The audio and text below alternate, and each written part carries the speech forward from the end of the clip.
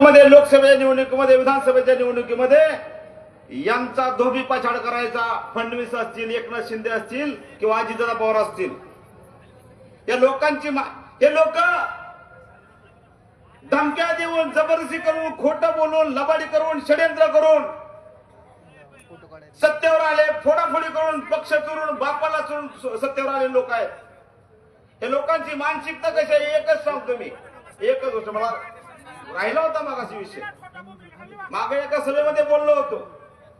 China gate नावाचा चित्रपट आहे. त्या चित्रपटामध्ये एक डायलॉग आहे जगीराचा, मेरे मन को भाया मैं कुत्ता काट के खाया. लोमड़ी का दूध पी पी के पला है ये जगीरा. मुझसे लड़ने की हिम्मत तो जुटा पाओगे लेकिन कमीनापण कहां से लाओगे. हे कमीने लोक आहेत. उद्याच्या 20 तारखेला यांना धडा शिकवायचा आहे. आणि मी इंदापूर तालुक्यातल्या लोकांना सांगू इच्छितो की भयभीत व्हायचं पोलिसांच्या भयभीतीचं कारण नाही, कुठल्याही भीतीचं कारण. न्यायाची गोष्ट आहे. पवार साहेबांचं राज्य येणार आहे, महाविकास आघाडीचं राज्य येणार आहे. भीतीचं काही कारण नाही. कुणी आगाऊपणा केला तर त्याचा बंदोबस्त योग्य वेळी केला जाईल, त्याच ठिकाणी केला जाईल. एवढंच बोलतो आणि थांबतो. धन्यवाद. मला ताईंचं पुन्हा आभार मानतो, मला बोलण्याची संधी दिली. जय भीम, जय भारत. यानंतर युवक काँग्रेसचे प्रदेश सरचिटणीस ऍडव्होकेट विजयसिंह चौधरी यांना विनंती की आपण थोडक्यात आपलं मनोगत व्यक्त करावं. धन्यवाद. महाराष्ट्र राज्याचे आदरणीय दैवत छत्रपती शिवाजी महाराज, तसेच या मंचावर उपस्थित संसदरत्न आपल्या सर्वांच्या मार्गदर्शक प्रेरणादायक आदरणीय सुप्रियाताई, तसेच महाविकास आघाडीचे साहेबांचं ते नाव घेतो. महाविकास आघाडीचे आपले सर्वांचे आजचे निवडून येणारे उमेदवार, भावी आमदार, भावी मंत्री म्हणलं तरी हरकत नाही. आज या ठिकाणी इंदापूर तालुक्यातील सर्वच ग्रामस्थ या ठिकाणी उपस्थित आहेत. मोठ्या प्रमाणात वडीलधारी वर्ग आहेत, मोठ्या प्रमाणात युवक वर्ग आहेत, मोठ्या प्रमाणात आज महिला या ठिकाणी उपस्थित आहेत. आताच मला मेसेज मिळाला, मार्केट कमिटीच्या पलीकडच्या सभेमध्ये कोणतरी रडतंय. कोण रडतंय? जरा तुमचा एखादा मित्र तिकडे असेल तर त्याला विचारा का रडतंय म्हणून. कशामुळे रडायची वेळ आली? आदरणीय साहेबांना सोडून गेल्यामुळे तुम्हाला रडायची वेळ आली. तुम्हाला ग्रामपंचायतचं सरपंच स्वतः आलं नसतं. तुम्हाला एवढ्या मोठ्या पदावरती नेऊन ठेवलं आणि एवढ्या मोठ्या पदावरती नेऊन ठेवलं तरी तुम्ही ज्यावेळी साहेबांना या राज्यामध्ये या जातीवादी शक्तींना थांबवण्याची वेळ होती त्यावेळी तुम्ही शेपूट घालून पळून गेलात. आणि पळून गेलात आणि तुम्ही उलट सुलट आरोप करताय साहेबांवरती. आज या देशामध्ये पाहिलं असेल मोठ्या प्रमाणात शेतकरी आहेत. शेतकऱ्यांच्या आंदोलनामध्ये गोळ्या चालल्या आहेत आणि त्यांच्या मांडीला मांडी लावून बसले. युवक या ठिकाणी मोठ्या प्रमाणात उभा आहेत. आज 2.5 लाख रोजगार या महाराष्ट्रातून गुजरातला पळवला गेला. तुमचा आमचा हक्काचा रोजगार होता. आज महिला या ठिकाणी मोठ्या प्रमाणात उपस्थित आहे. काय परिस्थिती आहे? आज महिन्याचा खर्च जर बघितला तर एक वॉचमन होता ताई, त्या वॉचमनला विचारलं की तुम्हाला या महागाईचा काय फटका बसतोय का? त्यावेळी त्यांनी सांगितलं आमचा पगार 9,000 आहे. 9,000 पगार असला तरी माझं घर जेमतेम त्या 9,000 रुपयामध्ये भागत होतं. परंतु आजची परिस्थिती अशी झाली आहे, महागाईमुळे महिन्याला 2-3 हजार रुपये मला अंगावरती कर्ज वाढते. कुणामुळे परिस्थिती आली? आणि या सगळ्या गोष्टींचा परिणाम यांना येत्या 20 तारखेला भोगावं लागणार, एवढंच तुम्हाला सांगतो. आदरणीय साहेबांना यांनी अतिशय त्रास दिला. 2019 साली या सरकारने मेगा भरती काढली आणि जे चोरवृत्तीचे सगळे नेते होते ते फुटून गेले आणि त्यांची अवस्था काय झाली हे तुम्हाला सगळ्यांना सांगायची गरज नाही. आणि मला एवढंच सांगायचंय की 2024ला लोकसभेला आपण सगळ्यांनी पाहिलंय आदरणीय साहेबांनी काय करिश्मा दाखवला. या तालुक्यामधला एक व्हिडिओ फक्त साहेब जाता जाता एवढंच सांगतो एक तालुक्यातला व्हिडिओ आहे, एक वडीलधाऱ्या म्हाताऱ्या माणसाचा व्हिडिओ आहे माझा, तो सगळं महाराष्ट्रात फिरतोय की म्हाताऱ्या जिथं जिथं फिरतय तिथं चांग बल होतंय. त्यामुळं आता तुम्हाला 10 मिनिटात कळेल. तुम्ही जे रडताय ना, तुमचे पाणी येत नसतील तर निश्चित 10-15 मिनिटांनी तुमच्या डोळ्याचे पाणी आल्याशिवाय राहणार नाही. एवढंच बोलतो. आणि येणाऱ्या 23 तारखेला 20 तारखेला सर्वांनी 4 नंबरला तुतारी वाजवणाऱ्या माणसाच्या चिन्हावरती बटन दाबून आदरणीय साहेब हर्षवर्धन पाटील साहेबांनी निवडून द्यावं. सर्व युवकांना विनंती करतो. माझे 2 शब्द संपवतो. जय हिंद, जय महाराष्ट्र. धन्यवाद. यानंतर संसद रत्न खासदार सन्माननीय सुप्रताई सुळे आपल्याला रामकृष्ण हरी, तुतारी. रामकृष्ण हरी. नमस्कार. ज्यांच्या प्रचार सभेच्या निमित्तानं आपण इथे जमलेलो आहोत, अशी आपल्या सगळ्यांचे लाडके माननीय हर्षवर्धन भाऊ पाटील, ज्यांचं भाषण आपण ऐकलं, असे ऍडव्होकेट तेजसिंग पाटील, पृथ्वीराज बापू, मुरलीधर निंबाळकरजी, विलास बापू वाघमोडे, ऍडव्होकेट राहुल मखरे, शरद जामदार, सागर बाबा मिसाळ, अमोल भिसे, मारुद्र पाटील, लालासाहेब पवार, नितीन शिंदे, भारतीताई, छायाताई, रेशमताई, ऍडव्होकेट इनियास काझी, संजय शिंदे, अत्ती संबीर साहेब, श्रीकांत मखरे, गणेश कोडगे, सखींदर भागवान, रियाज पठाण, मुलानी, कडवळे सर, अण्णा पवार, अजिंक्य डाणे, अजय फारसे, समाधान, पांडुरंग शिंदे, मोहन दुधाळ, राजू शेख. काही झालेलं नाही. बसा आरामात. चॉपर आलंय, साहेबांचं हेलिकॉप्टर आलंय.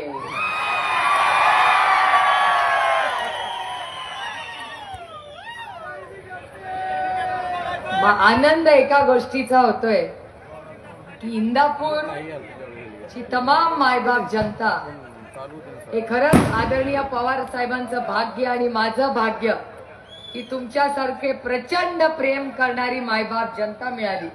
तुम्ही सगळ्यांचे मी लोकसभेला जी साथ दिली त्याच्याबद्दल तुमच्या सगळ्यांच्या समोर मी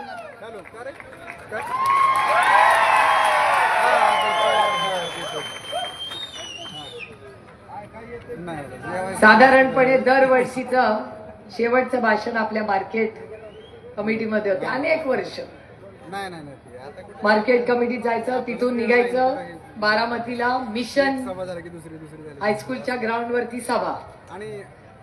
पण उशिरा का होईना जे बारामतीत होतंय ते इंदापूरला व्हायला लागले. फक्त 1 वर्ष उशिरा. मागच्या वर्षी आपले तेजसिंग भाऊ जरा ऍडव्होकेट आहेत, त्याच्यामुळे ते चिडतात आणि असा अन्याय झाला की बोलतात, कारण का त्यांचा संविधानावर विश्वास आणि प्रेम आहे. त्यामुळे त्यांना वाटतं की मेरिट येतं, आपण पहिला अर्ज दिला म्हणजे आपल्याला न्याय मिळाला पाहिजे. या वर्षी हे तुमचा पहिला अनुभव. माझा अनुभव मागच्याच वर्षी होता. आदरणीय पवार साहेब किती 1967 म्हणजे 5-7 किती वर्ष झाली, तो वर्ष आणि आजचा म्हणजे किती वर्ष झाली, 55, 56, 57 वर्ष झाली. 57 वर्ष इलेक्शनला आदरणीय पवार साहेबांचं भाषण, ती सभा ही मिशन हायस्कूलच्या ग्राउंडवर असते. मागच्या वर्षी नाही, आता लोकसभेला आम्ही ऍप्लिकेशन केलं, आम्हाला ते नाकारण्यात आलं. ज्या ठिकाणी 55 वर्ष आदरणीय पवार साहेब भाषण करत आले, तिथून आम्हाला हद्द पार केलं आणि सांगितलं अनामना आहे. ठीक आहे, अनामना आहे. आम्ही दुसरं घर केलं. पहिलं पक्षातून काढलं, मग चिन्ह घेतलं, ग्राउंड मधून पण काढलं. आता वाटत होतं इंदापूरचं ग्राउंड आपलं, तिथून पण काढलं. पण ह्यांना एक माहिती नाही की आदरणीय पवार साहेब 100 के बराबर आहे. तुम्ही आम्हाला घरातून काढा, पक्षातून काढा, कुठून याला, आदरणीय पवार साहेब हार नाही मानण्यावाला. आणि मगाशी तुम्ही भाषणात बोलत होता की कोणीतरी रडत होतं म्हणे. आता कोण रडतंय मला माहिती नाही. मी सोलापूरवरून आले त्याच्यामुळे मला माहिती नाही. पत्रकारांनो, तुम्ही काय मला बाईट पाठवलेली आधी नाही, त्याच्यामुळे मला माहिती नाही. मी अंदाज पते करते की जी व्यक्ती रडत असेल, मला माहिती नाही कोण. आता माझा कुठला भाऊ, माझे बरेच भाऊ आहेत, त्यात आता कुठले माहिती नाही. लाडके दोडके अरे बरेच आहेत. बाकी भावांचं माहिती नाही, पण या राज्यातली सगळ्यात लाडकी बहीण मी आहे याची गॅरंटी आहे. आणि लोकसभेत तर इतकी लाडकी होते काय विचारूच नका. पण हा खरंच खूप गंभीर विषय आहे. तुम्ही विचार करा, मिशन हायस्कूलची जागा, मग आता इंदापूरची जागा. परवा दिवशी आदरणीय पवारसाहेब सणसरला जाणार होते सभेला, गेले सभेला. कालच तिथे पण हेलिकॉप्टर उतरू देणार नाही असा त्यांनी निर्णय घेतला. हा त्यांच्यातला आणि आपल्यातला फरक. बावड्याला दोन्ही जे आपले विरोधक आहेत ना, दोघांच्याही सभा झाल्या. तुम्ही चेक करून बघा. सरपंच आपला आहे, विचारा भाऊंना, भाऊंच्या समोर हे भाषण करते. ज्या मिनिटाला त्या सरपंचाला पत्र आलं, त्यांना विचारावं पण लागलं नाही भाऊंना, कारण का त्यांना माहितीये भाऊ कसा विचार करतात. तो अर्ज आला आणि 10 सेकंदात सही करून सांगितलं होऊन जाऊ दे सभा तिथे. म्हणजे बावड्यामध्ये सभा होऊ शकते, त्याला परवानगी मिळू शकते. म्हणजे इंदापूरमध्ये, बावड्यामध्ये लोकशाही आहे, पण इंदापूर शहरात आणि सणसरला लोकशाही नाही. म्हणूनच आपल्याला लढायचंय. आपल्याला ही दडपशाही मोडून काढायची आहे आणि याच्यासाठी तुमच्या सगळ्यांवर फार जबाबदारी. नाही चालणार हे सगळं. यांना असं वाटतं जरा धमकी दिली की घाबरतोय आम्ही. आम्ही नाही घाबरत तुम्हाला. आणि हे रडणं बिडणं बंद करा. कारण का कधी आम्ही एका ताटात जेवलोय हो, मी नाही विसरणार, ते विसरले असते. सुप्रिया सुळे मिठाला जागते एवढं तुमचं खाल्लं असेल तरी. हे माझ्यावरचे संस्कार आहे, त्याच्यामुळे मी कुणावर टीका करणार नाही. पण एक सांगते की शारदाबाई पवाराची नात आहे मी. माझ्या आजीनी मला रडायला नाही शिकवलं, लढायला शिकवलं. आणि यांचं काय ऐकता तुम्ही? आणि योगायोगाने ऐकतेच बसलाय बाबा. माझ्या इलेक्शनला सगळ्यात जास्त, हा शब्द मी नाही वापरू शकत, जर अन्याय कुणावर झाला असेल, आता तो शब्द मी नाही वापरू शकत, शेवटी एक महिला आहे का तुमच्यामुळे लोकप्रतिनिधी आहे. पण या नानांनी जे प्रसाद मिळालाय त्याला, तो त्यालाच माहिती. पण एक नानाचं सांगते, ती व्हिडिओ तुम्ही सगळ्यांनी पाहिलेला आहे. वर बोलवा नाना, वर या.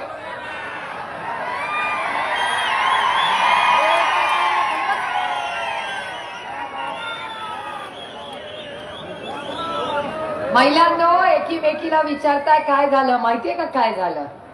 तुम्ही व्हिडिओ नाही पाहिला?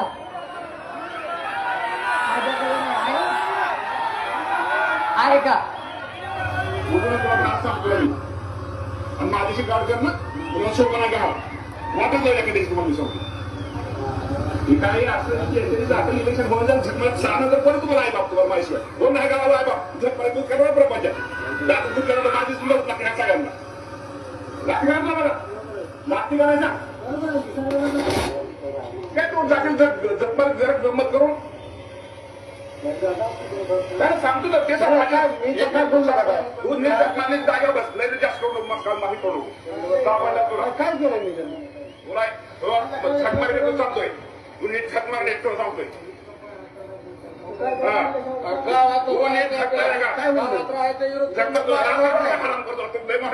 आम्हाला लय विरोध करू नको माझ्या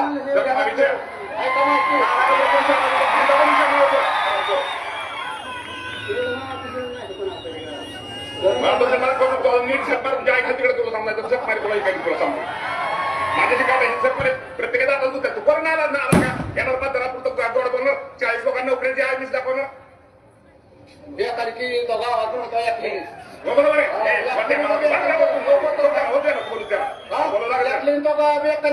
गाव जिल्हा मागाय जिल्हा आम्ही मतदान करतो आम्ही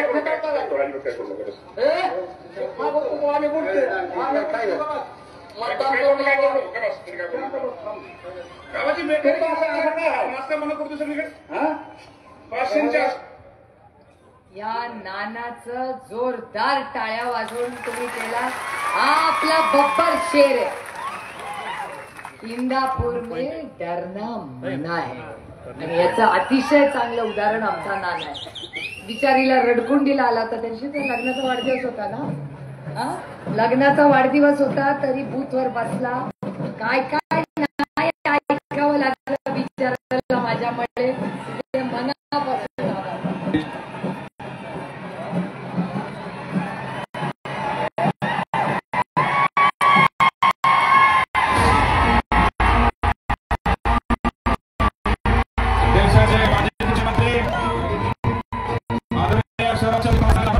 विजय संकल्प सभेच्या निमित्ताने या ठिकाणी झाला आहे. देशाचा स्वाभिमान, महाराष्ट्राचा स्वाभिमान माननीय शरदचंद्रजी पवार यांचा विजय संकल्प सभेच्या निमित्तानं इंदापूरच्या नगरीमध्ये मनपूर्वक स्वागत.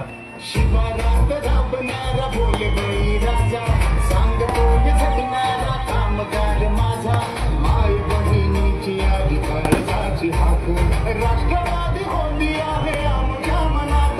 साहेब सोबतीला महाराष्ट्र आहे आमचा, राष्ट्रवादी हाय राजा पक्का. साहेब सोबतीला महाराष्ट्र आहे आमचा, राष्ट्रवादी हाय राजा पक्का.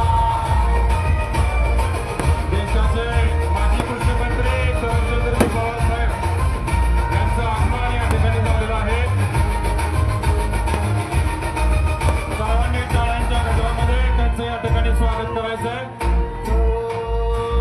श्वास वाढतो राहतो एक राष्ट्रवादी, ध्यास भास अंतरात एक राष्ट्रवादी.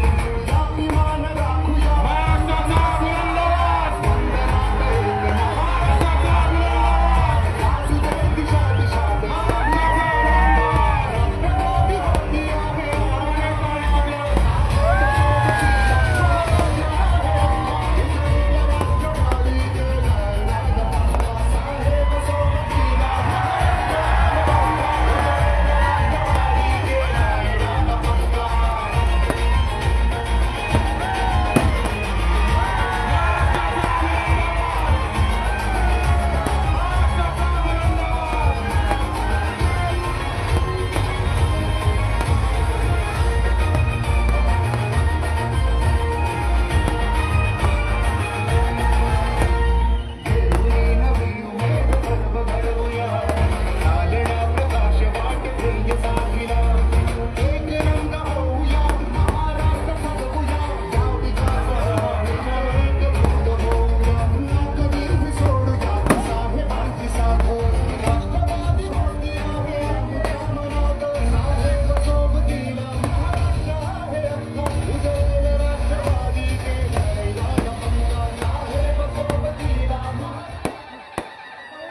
सर्वांनी घोषणा द्यायच्या.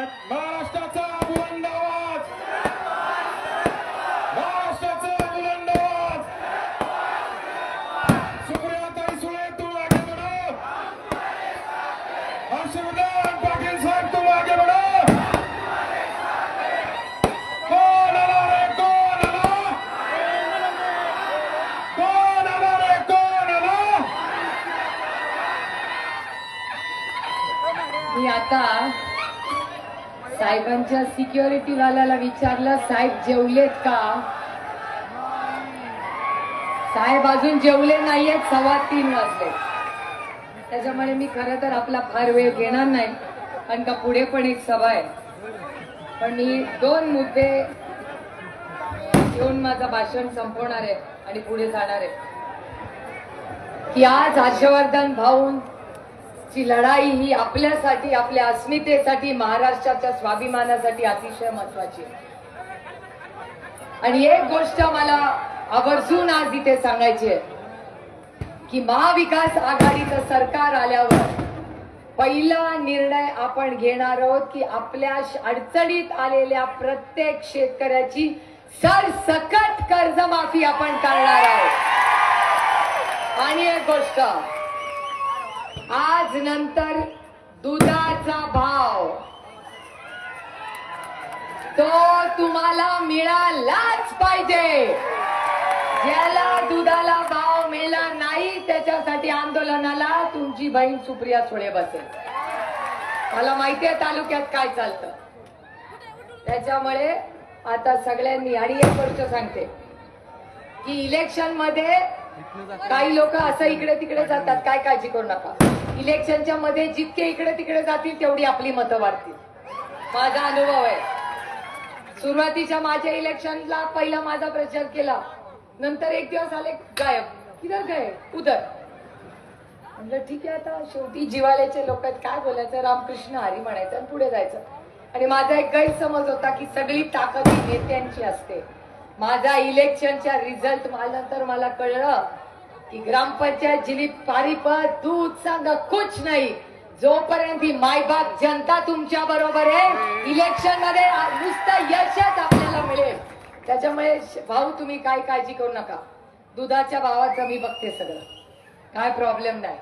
आणि इंदापूरमध्ये आज नंतर दुधाच्या भावाला तुम्हाला आम्ही काहीही कमी पडू देणार नाही, हा शब्द तुम्हाला मी आज देतो. त्याचबरोबर आरक्षणाचा एक महत्वाचा विषय आहे. मराठा, धनगर, लिंगायत, मुस्लिम आणि भटक्या विमुक्त समाजाच्या आरक्षणाचा महत्वाचा प्रश्न आहे. अहो, आमच्या घराच्या बाहेर येऊन धनगर समाजाला आरक्षण देऊ असं देवा भाऊ म्हणले होते ना. 10 वर्ष झाली धनगर समाजाला आरक्षण मिळालं का? आज हे सगळे आहेत ना तिकडे. अहो, रडायचं असेल तर आरक्षणासाठी रडा, कॉन्ट्रॅक्टरसाठी कशाला रडताय? आणि काय रेकॉर्डिंग, मी कदा बोलणार नव्हते, अस्वस्थ करणार होतं. माझ्या 3 इलेक्शनला त्यांनी काम केलेलं आहे, ते विसरले असतील तरी मी नाही उपकार विसरत. पण एक गोष्ट अस्वस्थ करणारी होती की कॉन्ट्रॅक्टर कडून पैसे घेईन पण गाडी घेणार नाही. हे शोभतं का?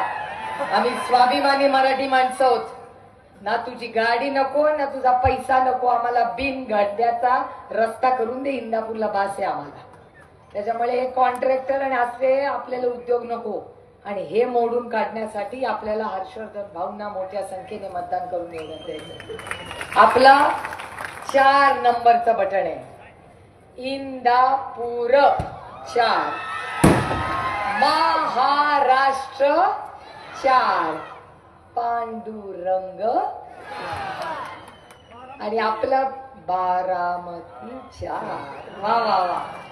त्याच्यामुळे रामकृष्ण हरी 4 नंबरला वाजवा तुतारी.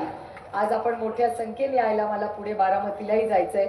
आदरणीय पवार साहेबांना आता मी म्हणीन जरा हेलिकॉप्टर मध्ये ते जेव्हा ते म्हणीत जा, त्यांचं तुम्हाला बघूनच पोट भरलं असेल. पण आज आल्यानंतर जरी आपल्याला आपलं नेहमी हक्काचं ठिकाण नाही मिळालं असेल तर एक नवीन सुरुवात आपण इथून करतोय. आणि माझा विश्वास आहे की ह्या नवीन सुरुवातीतून इंदापूरचा सर्वांगीण विकास करण्यासाठी आपण आपला आशीर्वाद आणि आपलं पवित्र मत हे हर्षवर्धन भाऊंच्या मागे नक्की उभे राहाल तुम्ही. रामकृष्ण हरी. धन्यवाद. धन्यवाद ताई. देशाचे माजी केंद्रीय कृषी मंत्री सन्माननीय शरदचंद्रजी पवार साहेब या विजयी संकल्प सभेच्या निमित्तानं उपस्थित झाले. त्यांचा सत्कार तालुक्याचे अध्यक्ष ॲडव्होकेट तेजसिंह पाटील, कार्याध्यक्ष महारुद्र पाटील, माननीय अमोल भिसे, सागरबाबा मिसाळ, सन्माननीय अशोक भाऊ घोगरे, ॲडव्होकेट इनायत अली काजी या सर्वांच्या शुभास्ते या ठिकाणी संपन्न होत आहे. सन्माननीय विलास बापू वाघमोडे, ॲडव्होकेट कृष्णाजीराव यादव.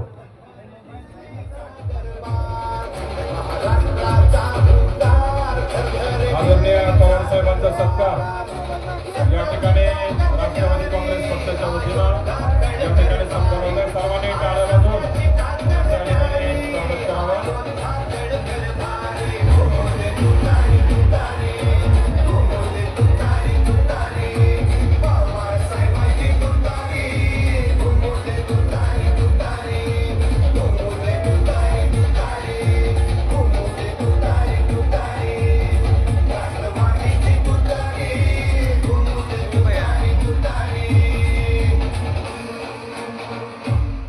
यानंतर महाविकास आघाडीचे उमेदवार, इंदापूर तालुक्याचे विकास रत्न, आपल्या सर्वांचे नेते आदरणीय हर्षवर्धनजी पाटील साहेब यांना विनंती करतो की त्यांनी या ठिकाणी मार्गदर्शन करावं.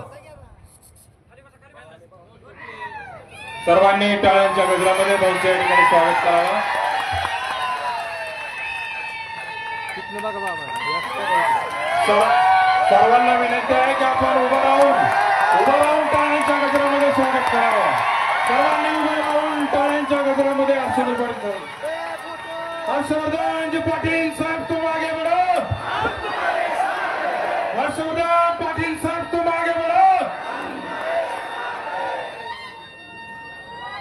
आजच्या या प्रचार सभेच्या सांगता सभेसाठी आलेले आपल्या देशाचे नेते आणि आपल्या सर्वांचे नेते आदरणीय पवार साहेब या व्यासपीठावर उपस्थित असलेल्या ज्यांनी आताच आपल्या समोर मार्गदर्शन केलं त्या संसद रत्न आमच्या भगिनी खासदार सुप्रियाताई सुळे, या व्यासपीठावर उपस्थित असलेले राष्ट्रवादी शरदचंद्रजी पवार पक्षाचे उपस्थित सर्व सन्मान्य पदाधिकारी, उद्धव बाळासाहेब ठाकरे या पक्षाचे सर्व सन्मान्य पदाधिकारी, अखिल भारतीय काँग्रेस पक्षाचे उपस्थित सर्व पदाधिकारी, आप पक्षाचे सर्व पदाधिकारी, इतर सर्व आरपीआय वगैरे आमचे सगळे मित्र पक्ष, या सगळ्या पक्षाचे उपस्थित पदाधिकारी आणि एवढ्या प्रचंड संख्येने जमलेले या इंदापूर तालुक्यातला स्वाभिमानी मतदार बंधू भगिनी, पत्रकार मित्रांनी, माझ्या सर्वांच्या सहकारी बंधूंनो, मी सुरुवातीला साहेब या ठिकाणी एक निषेध करणार आहे. एक तासापूर्वी मार्केट कमिटीमध्ये एक सभा झाली आणि त्या फुटलेल्या राष्ट्रवादी काँग्रेस पक्षाचा एक नेता आमच्या पत्रकार बंधूंना माला की पुढे बसलेली सगळी हे पेड न्यूज वाले पत्रकार आहेत. या वाक्याचा मी जाहीरपणे निषेध करतो, कारण लोकशाहीमध्ये पत्रकाराचा सगळ्यात महत्वाचा घटक आहे आणि ते खरं होता, ते खरं लिहितात, ते तालुक्याचा अचूक अंदाज सांगतात आणि तो तुमच्या बाजूला नाही म्हणून ते पेड न्यूज आहे का? 23 तारखेला या तालुक्याची जनता दाखवून देईल की पवार साहेबांचा उमेदवार महाराष्ट्राच्या विधानसभेमध्ये गेल्याशिवाय राहणार नाही. या आपल्या सगळ्यांची या ठिकाणी खात्री आहे. मी आदरणीय साहेबांचं मनापासून स्वागत करतो, सुप्रियाताईंचं मनापासून अभिनंदन करतो, कारण या इंदापूर तालुक्यामध्ये आमच्यावर जे संस्कार घडले ते आदरणीय भाऊंचे संस्कार घडले, आदरणीय गोलप साहेबांचे संस्कार घडले, आदरणीय पवार साहेबांनी 60-65 वर्ष एक राजकीय भूमिका घेऊन कार्यकर्ते तयार केले आणि आज 4-4 पिढ्या झालं तरी आपण गुन्ह्या गोविंदानं या मतदारसंघामध्ये सगळ्या जाती धर्मांच्या लोकांना घेऊन आपण काम करतोय. साहेब गेल्या 2 महिन्यापासून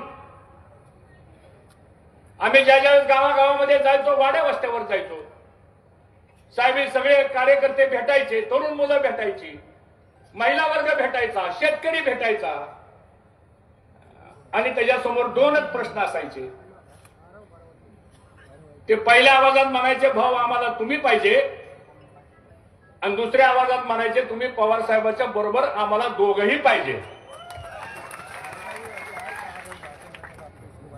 मग या सगळ्या कार्यकर्त्यांनी आग्रह धरला की साहेब आपल्याला पवार साहेबांच्या बरोबर जावं लागेल. आणि साहेब आपण तर मी जसं राजकारणामध्ये आलो, जसं पदाधिकारी झालो, तसं ज्या ज्या वेळेस तुमची आणि माझी भेट व्हायची, तुम्ही मला चर्चेला बोलवायचा, त्यावेळेस कुठेतरी बाबा हा मुलगा काहीतरी करू शकतो, काहीतरी ह्याच्यामध्ये काम करण्याची एक क्षमता आहे. आणि म्हणून जरी काय या त्या निमित्तानं जरी पक्षाची विचारधारणा आपली जरी वेगळी असली तरी साहेबांनी तो मनामध्ये कधी प्रश्न ठेवला नाही. आणि मलाही साहेब म्हणले होते, ज्या दिवशी राष्ट्रवादी काँग्रेस पक्ष फुटला दुसऱ्या दिवशी माझ्या मनात आले की आपण साहेबांना फोन करावा असा विचार करत करत बसलो, तेवढ्यात साहेबांचाच फोन मला आला. मला धडकी भरली की आता काल अशी घटना घडली ना, आपण साहेबांशी काय बोलायचं. साहेबांचा पहिला प्रश्न, हर्षवर्धन कसं आहे, बरं आहे का. आता मला म्हणायचं होतं साहेब आपलं कसं काय, आता काय करायचं असं मला विचारायचं होतं, पण धाडस झालं नाही.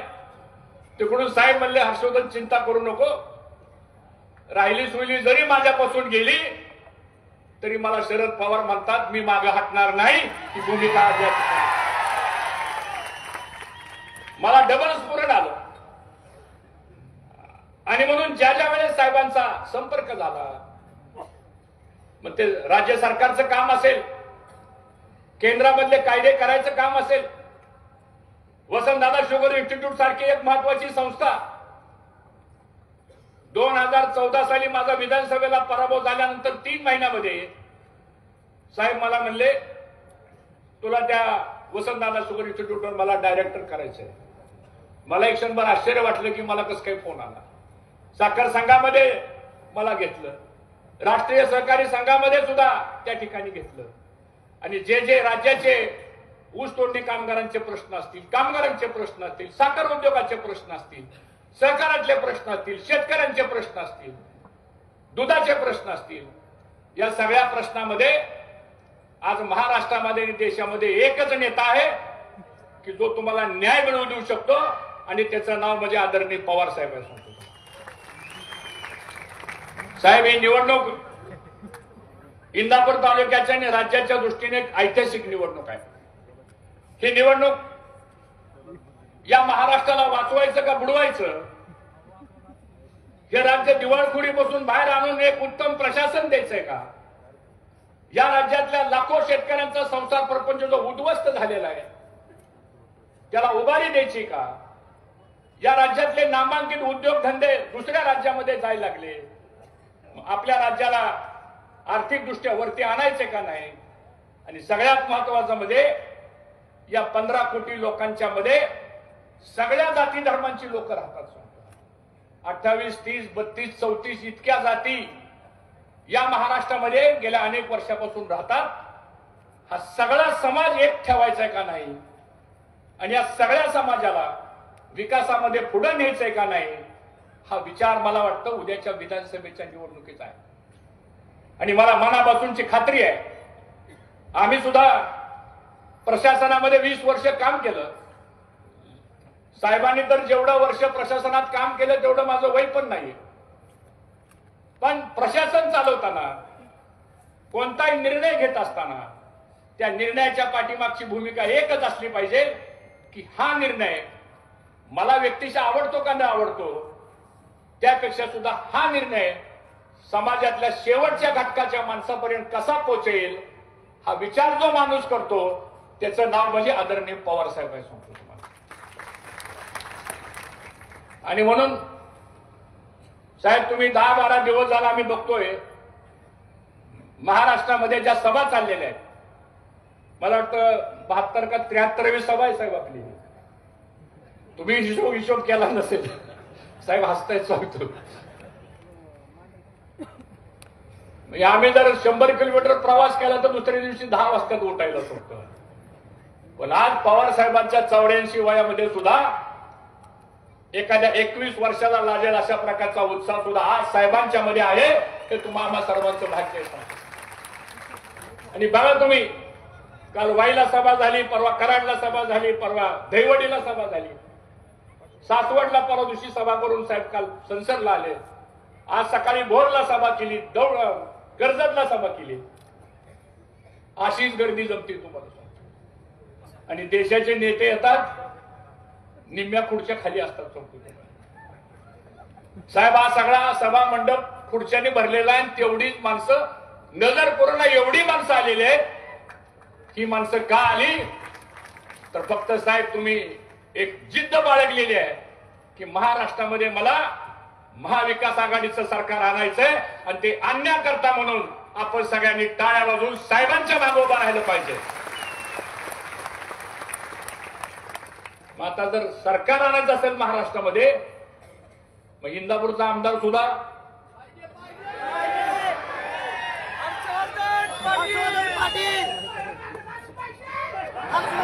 तर आणू बाबा आणू.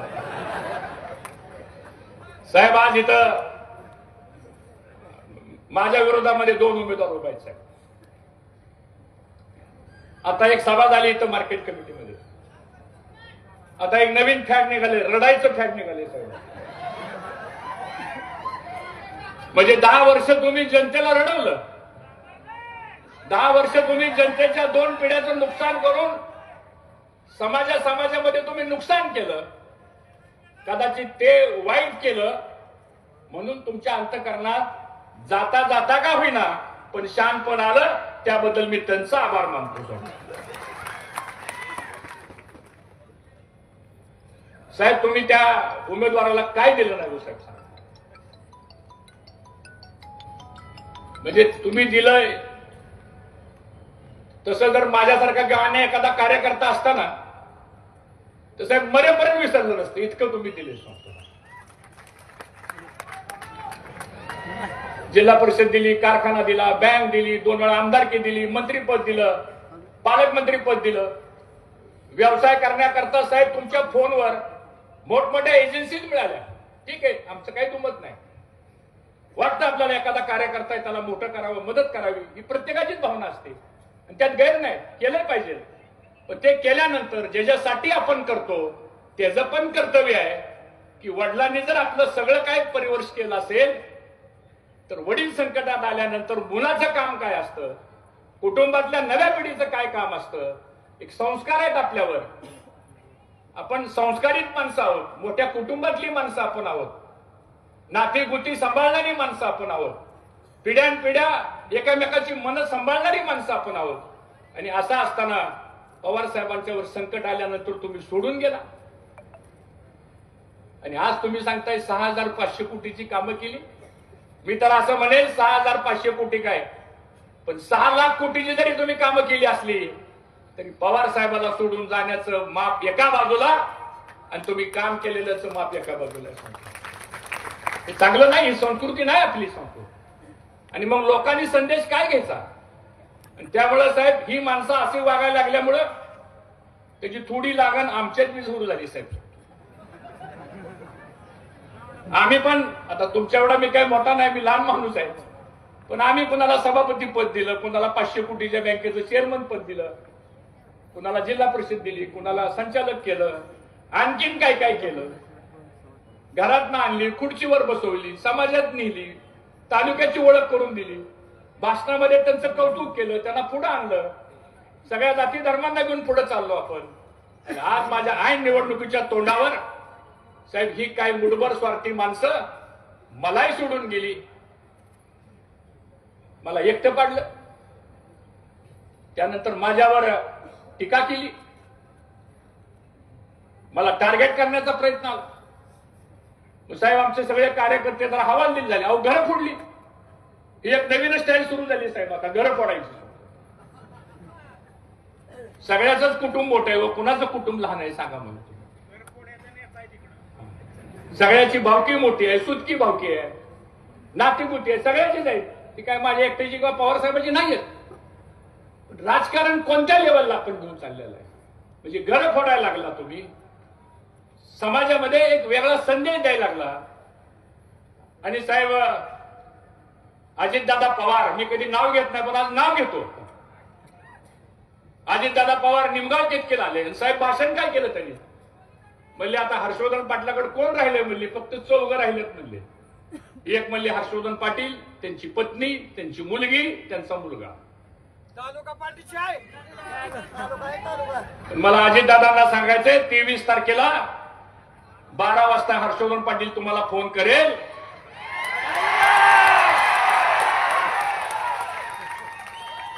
साहेबांची परवानगी घेऊन फोन करेल बरं का मी त्याला. कारण इथं एक माझ्याबद्दल एक शब्द वापरला, मी सांगू शकत नाही. त्याचा व्हिडिओ ऑडिओ माझ्याकडे आहे पण वेळ नाही. साहेबांना पुढे बारामतीला जायचंय. ही असली भाषा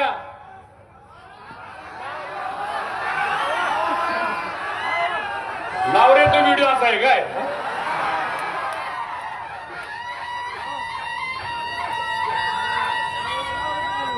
आणि म्हणून आज आज ही माणसं आपल्यापासून बाजूला गेलेली आहेत.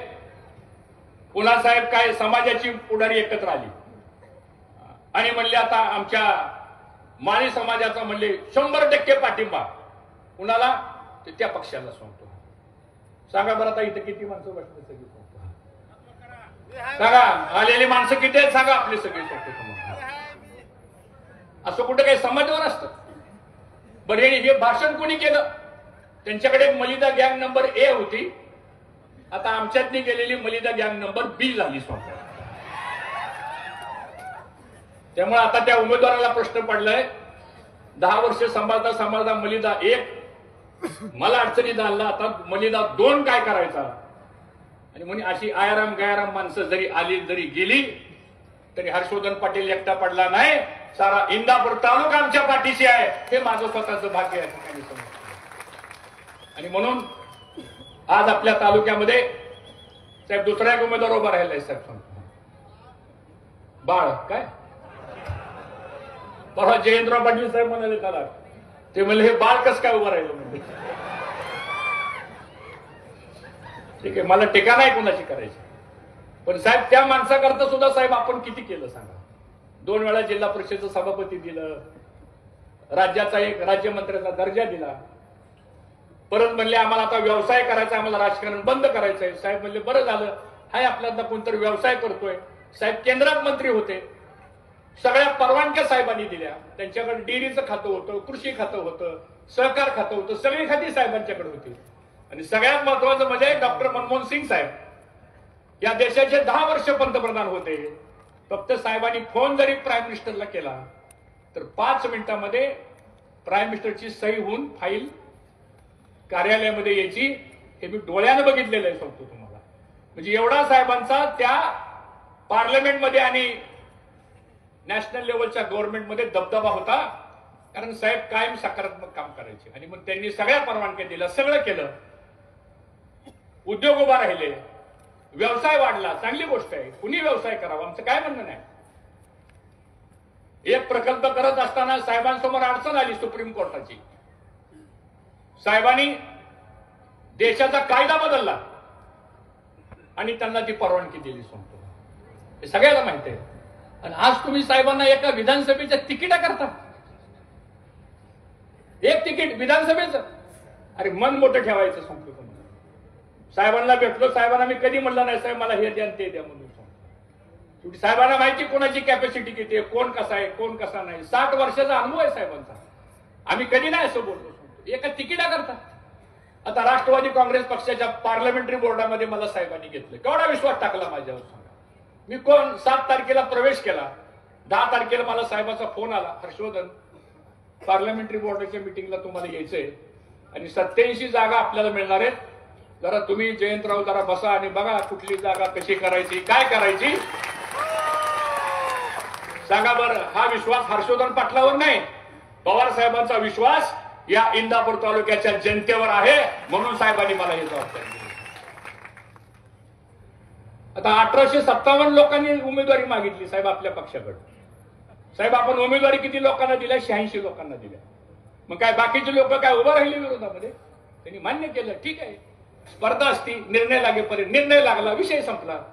पण आज अशा पद्धतीने मित्रांनो हे काम चाललेलं आहे.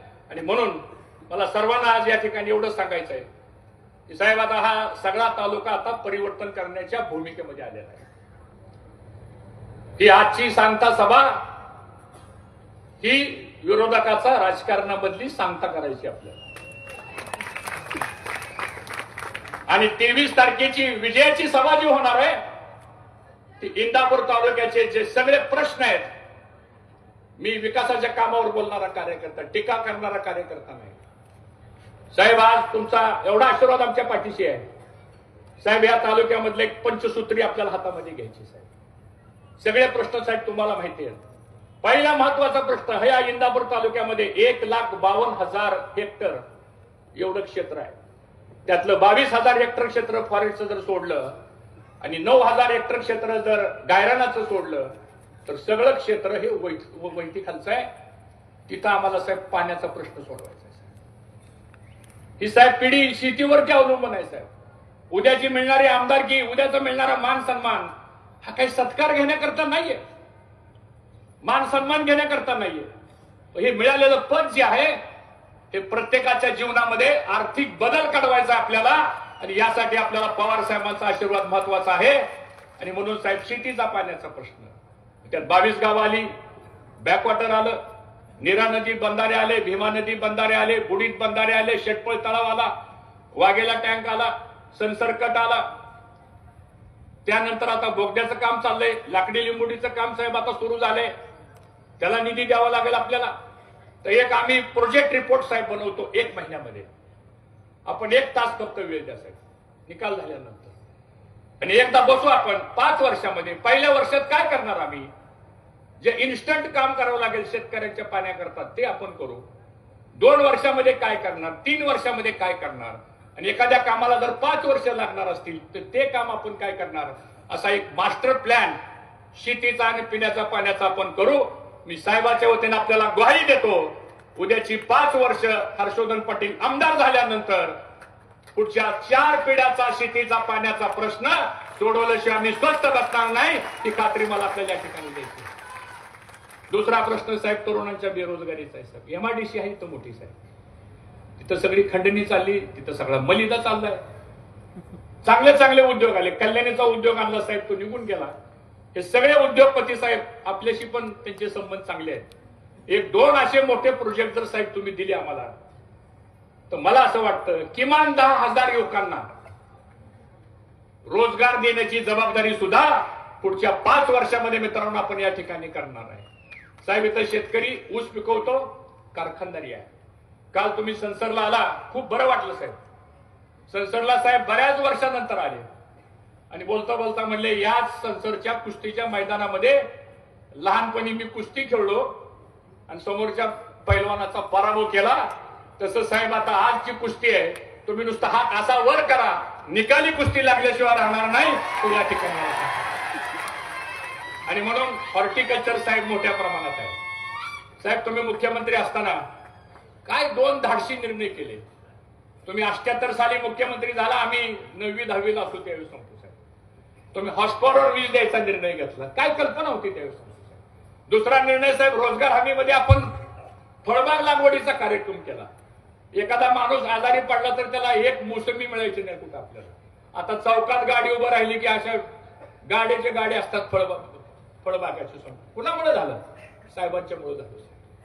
आणि आज अनुदान दिलं, रोजगार हमीचा पैसा आज चांगल्या कामासाठी लागला साहेब. हॉर्टिकल्चर आमच्या तालुक्यात वाढतंय.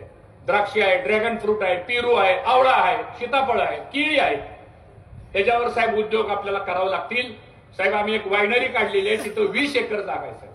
2 एकरात वायनरी, 18 एकर जागा नेचर डिलीला लागून आहे, सहकारातली जागा आहे साहेब. एक प्रोजेक्ट आम्ही तयार करतोय. मग इथं आलेला आमचा फळबाग पिकवणारा जो शेतकरी आहे त्याला मदत करण्याकरता म्हणून आपण या ठिकाणी निश्चितपणानं आपण मदत करू. त्याचबरोबर शिक्षणाची व्यवस्था आहे, दुधाच्या बाबतीतले प्रश्न आहेत, उद्योगधंद्याचे प्रश्न आहेत. हे सगळं करायचं म्हटल्यानंतर आज आपल्याला आमदार आपल्या ह्या तालुक्याचं होणं गरजेचं आहे. हे संविधान अधिकार आहे ना, हा महत्वाचा आहे. आणि मला खात्री आहे की पवार साहेबांच्या रूपानं आता एवढ्या प्रचंड संख्येने आपण आलेला मित्रांनो, विजय मिळणार आहे. पण घाळ बसू नका, रात्र वैऱ्याची आहे.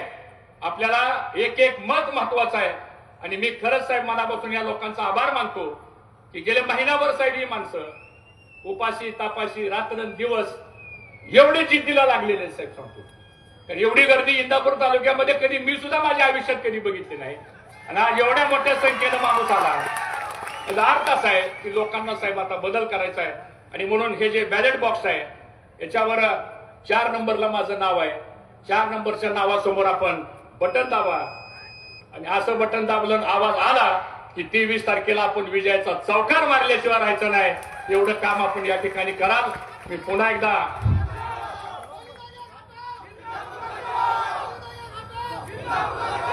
मलिदा गँग 23 तारखेचा निकाल लागू द्या. 1 मिनिट,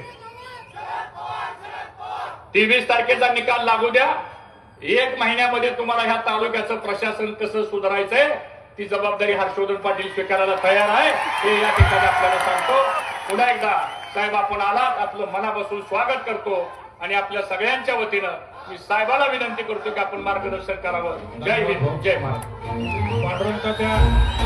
पांडुरंग तात्या शिंदे समता परिषदेचे जिल्हाध्यक्ष यांचा पक्ष प्रवेश घ्यायचा आहे.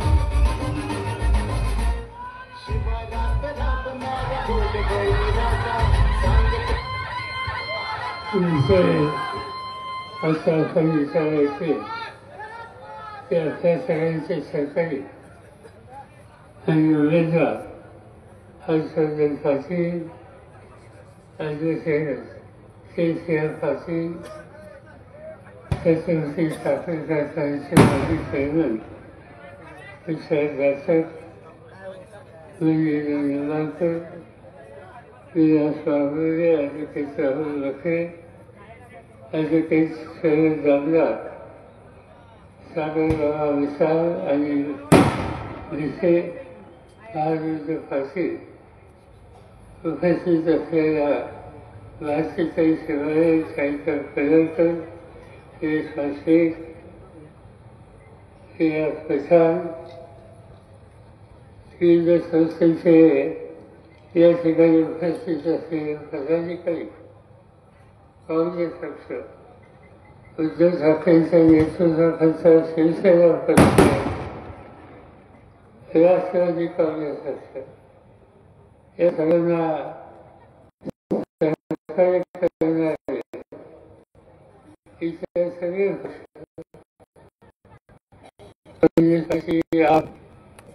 शेतकरी कामगार सगळ्यांची प्रतिनिधी आणि हजारोंच्या संख्येने उपस्थित असलेले आपण मंडळी. लोकसभेची निवडणूक झाली, अंतिम निर्णय तुम्ही लोकांनी दिला. आम्हाला देशाची चिंता वाटत होती आणि त्याचं महत्वाचं कारण देशाचे प्रधानमंत्री नरेंद्र मोदी सत्ता हातात आल्याच्या नंतर बहुतेक काही वेगळं विचारत होते. त्यांच्या मनामध्ये डॉक्टर बाबासाहेब आंबेडकरांनी जी घटना दिली आणि त्या घटनेवर हा देश हा एकसंघ आहे, त्याच्यामध्ये काहीतरी चेंजमार करावी, काही बदलाव करावा अशा प्रकारचा विषय हा त्यांच्या मनामध्ये होता. या घटनेचं महत्व आहे. आज हा देश इतके वर्ष एकसंघ त्याचं महत्वाचं कारण डॉक्टर बाबासाहेब आंबेडकर आणि त्यांनी दिलेली घटना. ते हिंदुस्थानच्या लोकांचा निर्णय समोर आणा. काय चित्र दिसतं? पाकिस्तान होतं. तर पाकिस्तानचे दोन तुकडे झाले, एक पाकिस्तान, एक बांगलादेश. नेपाळ होता. त्या नेपाळमध्ये अनेक वेळेला संघर्ष होत असतात. खाली श्रीलंका आहे. त्या श्रीलंकेमध्ये अनेक वेळेला संघर्ष झाले. काही भाग फुटला. देश एकसंघ झाल्याची परिस्थिती अतिशय चिंताजनक झाली. आणि बांगलादेश, त्या बांगलादेशमध्ये सुद्धा तिथे राष्ट्रपती त्यांची हत्या करण्यात आली आणि देश लष्कराने ताब्यात घेतला. अनेक ठिकाणी आपण बघतो, पाकिस्तानमध्ये लष्कर होतं, नेपाळमध्ये लष्कर होतं, श्रीलंकेमध्ये लष्कर होतं, बांगलादेशमध्ये लष्कर होतं. पण हे भारतामध्ये लष्कराने देशाचा कारभार घेतला असं कधी चित्र झालं नाही.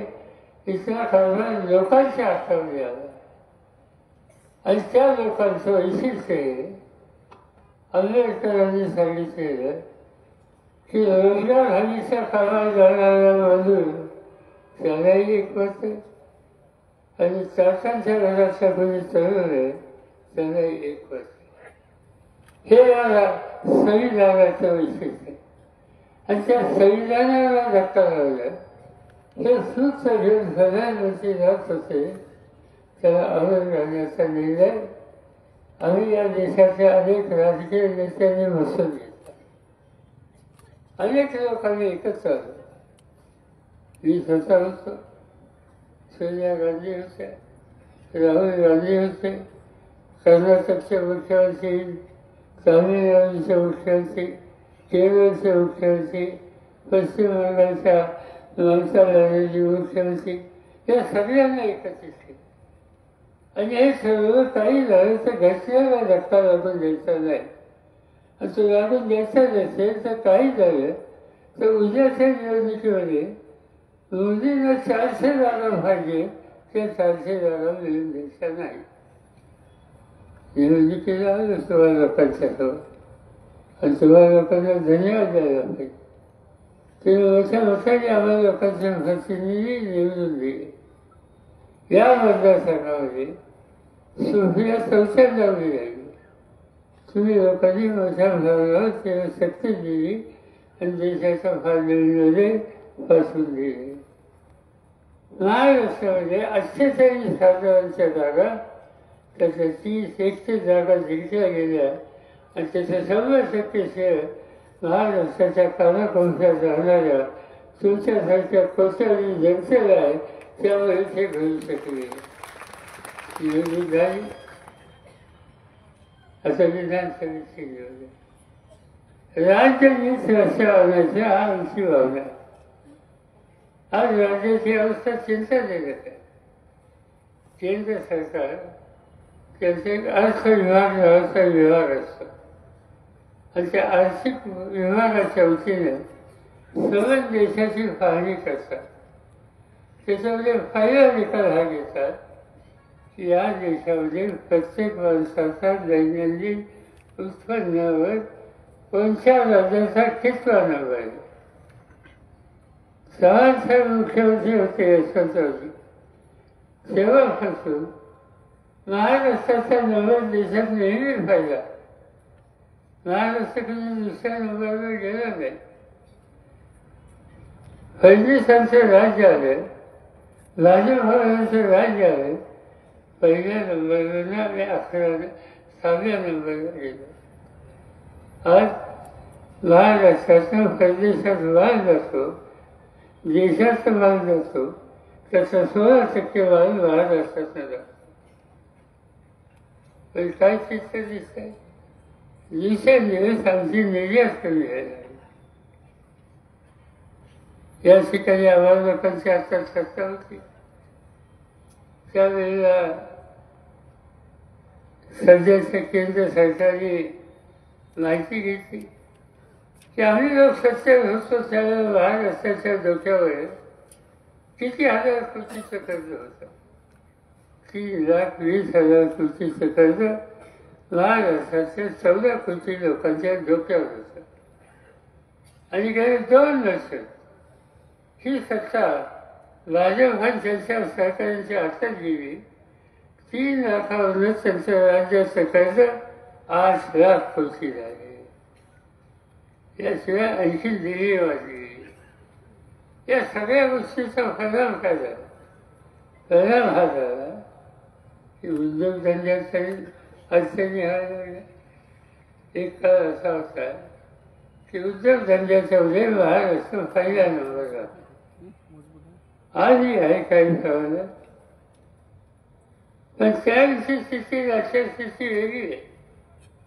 एका काळी कारखानदारी म्हणजे किर्लोस्कर, कारखानदारी म्हणजे कुफर, कारखानदारी म्हणजे गरवाळे अशी नावं ऐकायला मिळाली.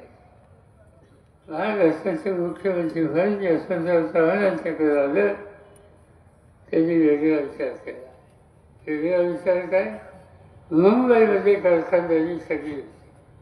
120 कारखान्याच्या गिरण्या मुंबईमध्ये होत्या आणि महाराष्ट्राच्या कानाकोपऱ्याचा मजूर घाम गळायला तिथे जात होता. आज त्या 120 गिरण्यांच्या पैकी एक सुद्धा गिरणी शिल्लक राहिली नाही. मुंबई हे आर्थिक शहर आहे. पण असं शहरामधल्याचं चव्हाण ठरवलं आणि ते निकाल घेतला की अनेक ठिकाणी औद्योगिक वसाहती या कशा असतात. आणि पहिली वसाहत ज्यांनी करायचा निर्णय घेतला फिरकी चित्रला. त्या काळामध्ये जयाजी सरकार शासनाच्या कंपनीचे मालक होते. चव्हाण साहेबांना कळलं की जमशेदपूरला बिहारमध्ये मोठा तयार करण्याचा कारखाना साठा तयार करतात. चव्हाण साहेबांनी त्याला बोलून घेतलं. त्यांनी सांगितलं की तुमचं आयुष्य महाराष्ट्रात गेलं, तुम्ही महाराष्ट्राची सेवा केली, असा मोठा कारखाना करतात. बिहारमध्ये करायचं आणि महाराष्ट्रात का करायचं? साठा म्हणजे जमीन, हे म्हणजे जमीन मी देतो. त्यांनी सेन्सरला 300 एकर जमीन दिली. आज हिंदुस्थानामध्ये कार, हिंदुस्थानामधला सट त्यांनी सेन्सर द्यायचं आणि समान देशाच्या वाहतुकीच्या क्षेत्रामध्ये प्रचंड परिवर्तन करण्याचं काम एका टेल्को कंपनीवर झालं, महाराष्ट्राची झाली. तसाच विचार बजाज यांचा. बजाज हे वर्धेचे. महात्मा गांधींच्या देशाच्या स्वातंत्र्याच्या लढ्याचे एक महत्वाचे घटक. त्यांचे चिरंजीव लोकसभेचे सभासद. त्यांच्या डोक्यामध्ये स्कूटरचा कारखाना करावा असा विचार आला.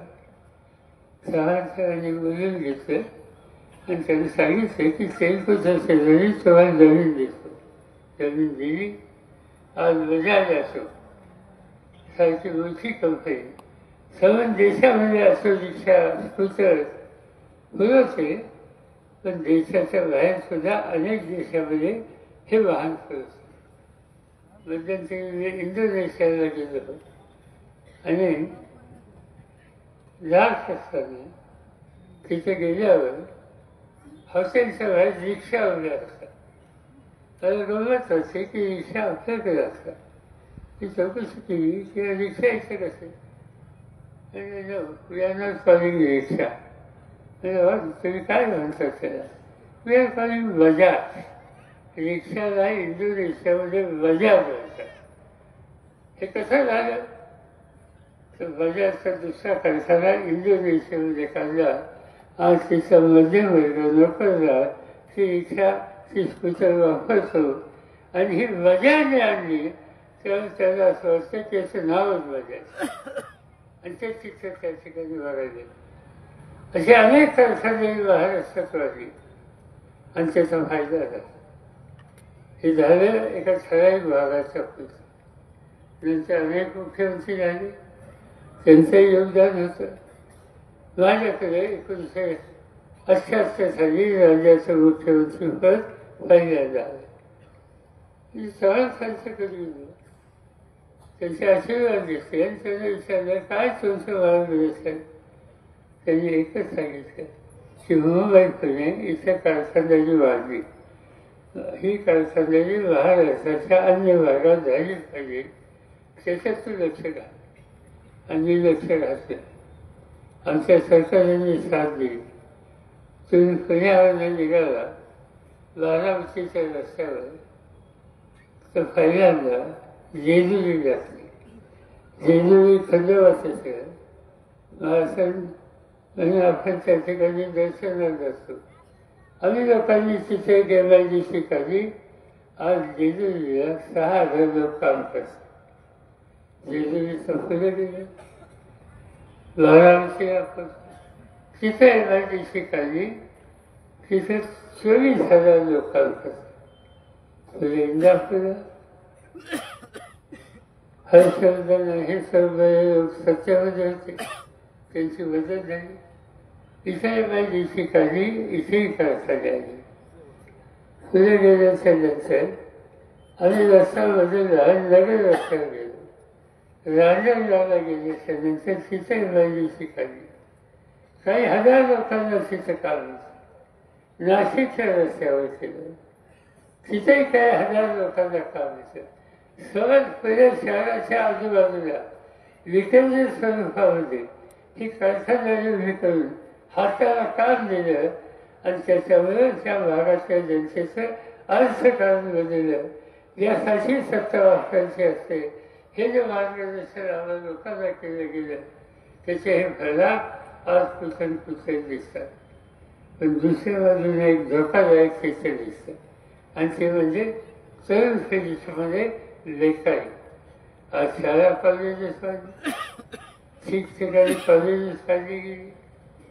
तर भाऊराव फसांच्या सारख्या जशा लेखाई या बाबतीत पुढाकार एकेकाळी घेतला. अनेक ठिकाणी संस्था बनावी. रयत शिक्षण संस्थेसारखी संस्था त्याची इथे एक शाखा. त्या रयत शिक्षण संस्थेमध्ये आज 4 लाख विद्यार्थी शिकतात. तिथं देणगी घेतली जाते. आज त्या संस्थेचा अध्यक्ष मीच आहे. अनेक वर्षांनी लोकांनी या संस्थेचा विस्तार केला आणि शिक्षणाची जागा केली. बारामतीसारख्या ठिकाणी विद्याप्रतिष्ठान संस्था स्थापन केली. 29,000 मुली शिकतात. त्याची शाखा इंदापूरला सुद्धा आहे. इथे त्याची सुविधा दिलेली आहे. हर संघटनांनी शिक्षण संस्थेचे अक्षर असतात. त्यांनी काही संस्था उभ्या केल्या. सगळ्या महाराष्ट्राच्या कानाकोपऱ्यामध्ये अशी शैक्षणिक दालन आपण केली.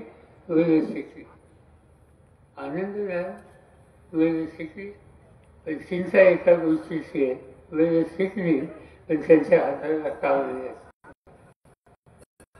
सगळ्यांनाच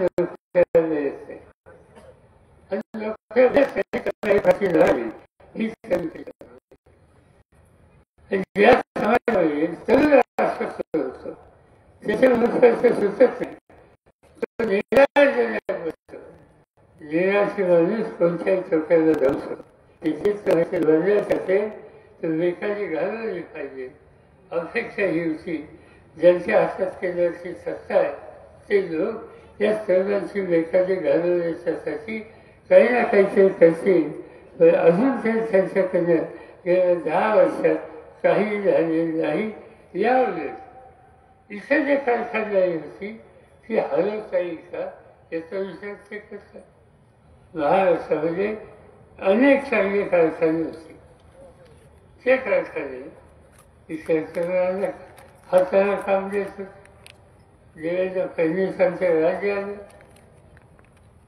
गुजरातचं राज्य कोणाच्या हातात हे सांगायची आवश्यकता नाही. त्यांनी संजय दिला का आदेश दिला मला माहीत नाही. हळूहळू महाराष्ट्राचे मोठे उद्योग गुजरातला लागले. टाटाने एअरबस नावाची विमानाची कंपनी करायचा निकाल घेतला. नागपूरला त्यासाठी जागा केली. जागा ऐकवायची सरकारमध्ये. आज ती एअरबस तो कारखाना गुजरातमध्ये गेला. ते प्रधानमंत्र्यांचा त्या कारखान्याच्या उभारणीच्या समितीच्या कार्यक्रमाचे फोटो दाखवत होते. प्रधानमंत्री हे देशाचे असतात, ते एका राज्याचे असतात. पण हे असे प्रधानमंत्री देशाचा विचार करत असतील. फॉक्सकॉन नावाची कंपनी कॉन्स्टिट्युशन किंवा हे वापरतात फोन. त्या फोनमध्ये एक चिप असते. कॉन्स्टिट्युशनमध्ये एक चिप असते आणि ते चिप तयार करण्याचा फॉक्सकॉन नावाची कंपनी जगाची उंची कंपनी. त्यांची कारखानदारी महाराष्ट्रात उभी करायची ठरली. आज माहिती नाही कुठे हुकूम आला आणि ती इथं हलवायचा निर्णय झाला गुजरातमध्ये. त्याचा एअरबसने सांगितलं. एअरबसने सांगितलं वेदांचा हा एक मोठा कारखाना येत होता. त्यांना जागा देऊ केली होती. ही कारखाने गुजरातमध्ये हलले. तुम्ही इथे कारखाने हलवता. आमच्या सगळ्यांचा प्रयत्न आहे की राजकारणात वाढलेले असतील ते सुरू, पण राज्याचा विकास त्याच्याबद्दल सदून करायची नाही. आणि ती करण्याच्यासाठी पक्ष न बघता सरकारने करायचं. कारखानदारी वाढवायची, सर्वांच्या हाताला काम द्यायचं. पण त्यांना राज्याच्या हिताची दखल हे हल्लीच्या राज्यकर्त्यांना पटत नाही. ते फक्त गुजरातमध्ये कसं काही नेता येईल या गोष्टीच्यासाठी आज काहीतरी करत आहे. आज मगाशी मी तुम्हाला फॉक्सकॉन कंपनीचं सांगितलं.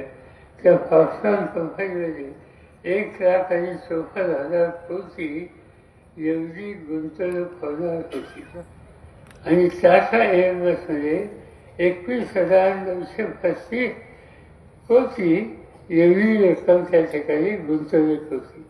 उद्या मला सांगितलं तर लिहून द्या, तर किती शून्य द्यायची ते माझ्या लक्षात येतं. इतकी हजारो कोटीची गुंतवणूक आज महाराष्ट्रात होत होती, आज ती महाराष्ट्रातल्या गेली आणि त्याचा परिणाम वेगवेगळ्या गोष्टी दिसतात. शेती हा सर्व लोकांचा आवा लोकांचा महत्त्वाचा उद्योग आहे. शेतीच्या क्षेत्रामध्ये अनेक चमत्कार केले. एकेकाळी इंदापूर तालुक्यात एक कारखाना होता वालचंद नगरचा आणि त्या वालचंद शेतीने कारखाना काढला, शेती केली. आम्हाला भयंकर कौतुक असायचं. वालचंद नगरचा कारखाना बघायचं काय. मी एकदा गेलो होतो शाळेत असताना वडिलांच्या वर बाहेर आज जाण्याच्या तिथं त्याला म्हणतात जंक्शन, आता काय म्हणतात माहिती जंक्शन ना, आणि त्या जंक्शनलाच आजवायचे आणि ते आजवायचे त्या ठिकाणी.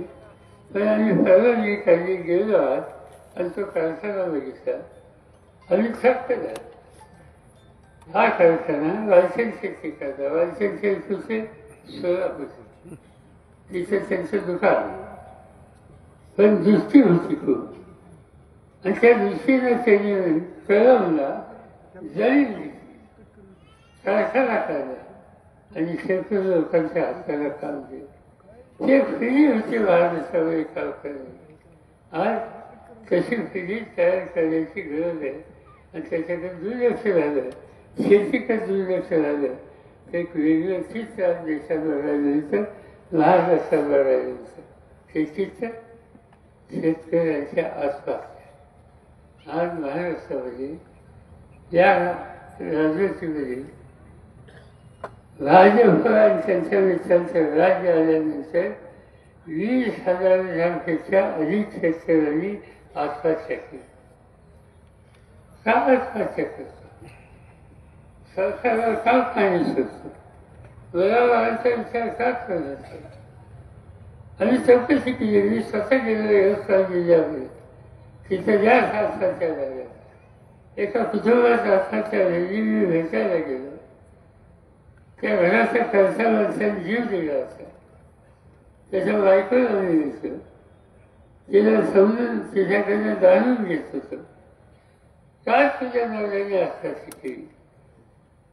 ते अक्षरशः रडत होती. मी समजून काढायचा प्रयत्न केला आणि तिला विचारलं काय आत्महत्या केली हे मला सांग. आम्हाला काहीतरी दुरुस्तीचे निर्णय घेतात. त्या माऊलीने सांगितलं की 6 एकर जमीन म्हणजे पिकं कोणती घ्यायची? म्हणजे कपाशी आणि सोयाबीन. म्हणजे झालं काय, कपाशी आणि सोयाबीनचं पीक घ्यायची तयारी केली. सोसायटीचं कर्ज काढलं, बँकेचं कर्ज काढलं, पीक घेतलं, सोन्यासारखं पीक आलं. अतिवृष्टी झाली, सगळं पीक गेलं. पीक गेलं, डोक्यावरचं कर्जाचं ओझं राहिलं. दुसऱ्या वर्षीमध्ये पुन्हा माझ्या नवऱ्याने ते पीक घ्यायचा निकाल घेतला. लाईट सोसायटी पैसे दिला का थरबाकीला थकीत झाली. तर सावकाराकडे गेले, सावकाराचं कर्ज घेतलं आणि पुढे सहाय्य संपला कमर्शियल सोयाबीनचा केला आणि दुसऱ्या वर्षी कमर्शियल लाड्या गावाचा एक रोग येतो. तो रोग आला, सगळं पीक उद्ध्वस्त. पीक उद्ध्वस्त झालं, कर्ज वाचायची आणि एक दिवशी वसुलीची नोटीस आली. नवरा म्हटलं बँकेचे सावकाराचे पैसे देऊ शकतात.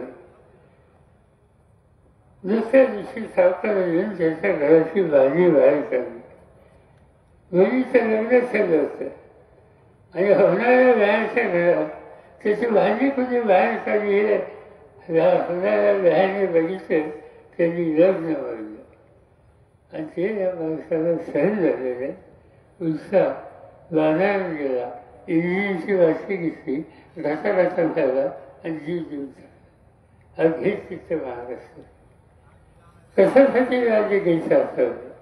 जे राज्यकर्ते शेतकऱ्यांच्या आत्माच्या वाटत आहेत त्याच्या उभारजा करत आहेत त्यांना राज्य करण्याचा अधिकार काय? माझ्या हातामध्ये देशाची सत्ता होती. कर्जबाजारी भराचा प्रश्न त्याचा मी अभ्यास केला. डोक्यावर शेतकऱ्यांचं कर्ज फार होतं. मनमोहन सिंग प्रधानमंत्री होते. मनमोहन सिंगांच्याकडे मी गेलो आणि शेतकऱ्याच्या हिताची दखल या देशात होत असेल तर त्या सरकारमध्ये सत्तेमध्ये कशासाठी जायचं हा प्रश्न माझ्या मनात येतोय. मी असा निकाल घेतोय की शेतकऱ्यांच्या डोक्यावरचं कर्ज माफ करू. त्याने हो म्हणून सांगितलं. एका भोपाने एका सईने 71,000 कोटीचं कर्ज माफ करून टाकलं. शेतकरी कर्जावर मोठा केला. हे निर्णय घ्यायचे आमच्या आजचे उद्योग आजचे शेतकरी आजचं सरकार त्या समजुतीचा निकाल घ्यायला तयार नाही. आणि म्हणून आपल्या भल्याचं आपल्या हिताचं राज्याच्या हिताचं निर्णय घेताना ही नीती अशा राज्यकर्त्यांची असेल तर त्यांना मताचा पाठिंबा द्यायचा नाही. हा निकाल उद्याच्या 20 तारखेच्या मतदानाच्या रूपाने घ्यायचा. आज आपण बघतो इंदापूर तालुका मी संजय बदलतोय. मी अनेकदा ही काउन्सिलरला वळत असतो. पूर्वी आम्ही फेर बघायचो. त्या फेरीची दुकानं बघायचो. गोकुलशीची फेरी बघायचो. आणखी काय काय गोष्टी साध्या आम्ही बघायचो. आज वर्ण बघितल्याच्या नंतर शेत ठिकाणी बंगले झाले. सिमेंट कॉन्क्रीटचे स्लॅब झालेली घरं बघायला मिळतात. कशामध्ये झालं?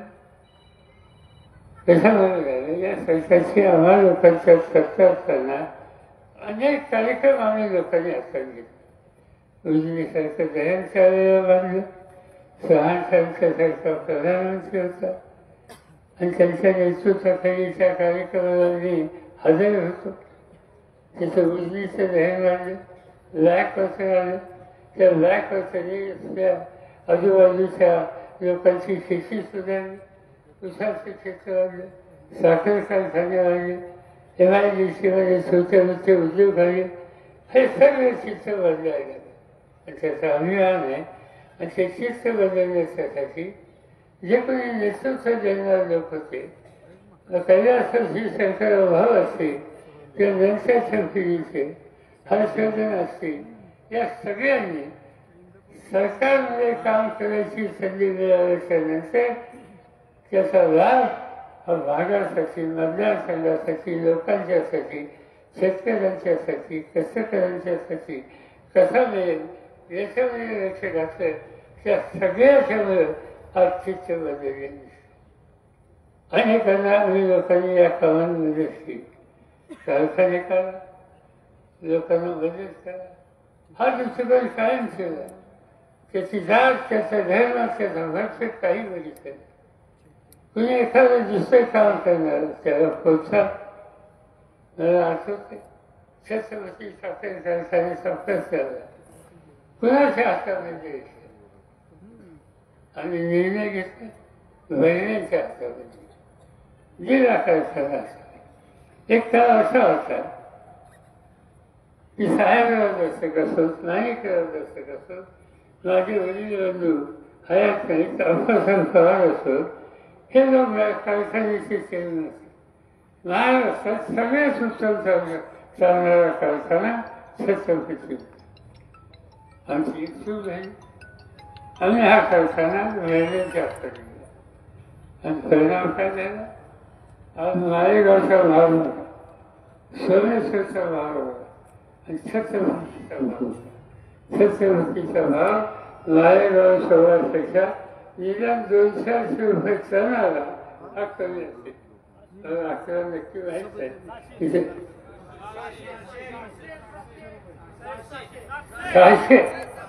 600 रुपये कमी भाव तुम्ही घेता. होय का नाही? तरी त्याच्या हातात ठेवायचा करतात आणि नुसतं म्हणून काय होतं उद्या निकाल घ्यावा लागेल तर घरला फासावं लागेल. अशी संस्था चालवणार हा दृष्टिकोन योग्य नसतो. अनेक गोष्टींनी मदत केली. ते म्हणजे धंदा करायचा, 4 वर्षाचा धंदा करायचा.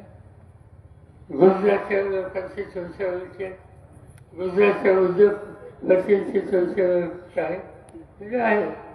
त्या मदतीचा एक फल उचलला गुजरातच्या एका मोठ्या उद्योजकाला आणि सांगितलं की महिने आमच्याकडचे शेतकरी आहेत, त्यांच्या पुढच्या पिढीला आणि त्यांना वाहतुकीच्या धंद्यात काम करायची इच्छा आहे, बरंच का की कल्याण झाले त्यांचं निवडणुकीला बोलायचं नाही, बरंच की जिल्हा परिषदेला पाठवणे की महाराष्ट्राच्या विधानसभेत पाठवायची इच्छा मागणी आणि तिथं केलं.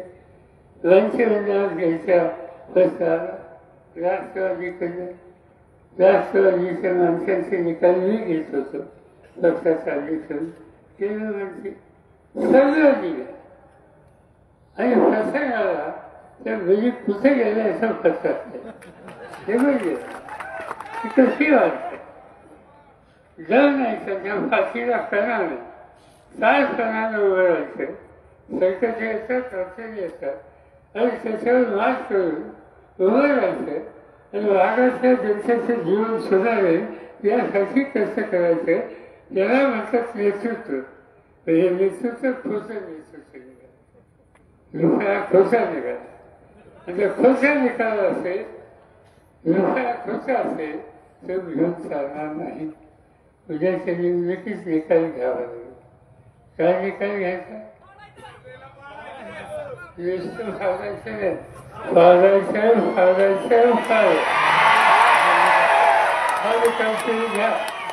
तुमच्याकडे मी तुला खात्री देतो की जर तालुक्याचं चित्र बनेल तर महाराष्ट्रामध्ये या प्रवृत्तीचे जे जे लोक आहेत त्या सगळ्यांना दूर करण्याच्या मुद्द्याची भूमिका ही आपल्याला घ्यावी लागेल.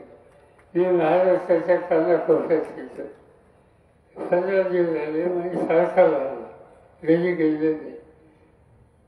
चंद्रपूरपासून सुरुवात केली, नागपूरला गेलो, वर्ध्याला तिथून गेलो, अमरावतीला गेलो, अकोल्याला गेलो, बुलढाण्याला गेलो, तिथे नांदेडला गेलो, नांदेडवरनं बीडला गेलो, बीडवरनं शेजारी उस्मानाबादला गेलो, त्याच्यानंतर औरंगाबादला गेलो, औरंगाबादला नाशिक, नाशिकवरनं पुणे दिला, नाशिकवरनं शेजारचा ठाणे दिला, ठाणे जिल्ह्यावरनं खाली कोकणामध्ये, त्याच्यानंतरच्या दौऱ्यामध्ये तुमच्या अलिबागांच्या भागामध्ये गेलो, तिथून खाली रत्नागिरीपर्यंत गेलो आणि तिथून कोल्हापूरला जाऊन सांगली, सातारा, सोलापूर असं करून आज मी चाललेली. मी सगळीकडे बघतो की लोकांना बदल पाहिजे. लोक असं म्हणतात की आम्हाला बदल पाहिजे, परिवर्तन पाहिजे. चुकीच्या लोकांच्या हातात सत्ता आहे, त्यांच्या हातात ती सत्ता काढून घेतली पाहिजे आणि ते जनतेची मागणी आहे. लोकशाहीमध्ये जनतेच्या मागणीचा नेतृत्वाने आदर करायचा आणि तो आदर करण्यासाठी जनतेकडे मागणी करायची आणि त्या मागणीच्यासाठी आज मी इंदापूरला आलेले आहे. या मागणीला तुम्ही साथ द्या. हर्षवर्धन खासदारांना मोठा निवडून द्या. मी तुला खात्री देतो बदल होईल.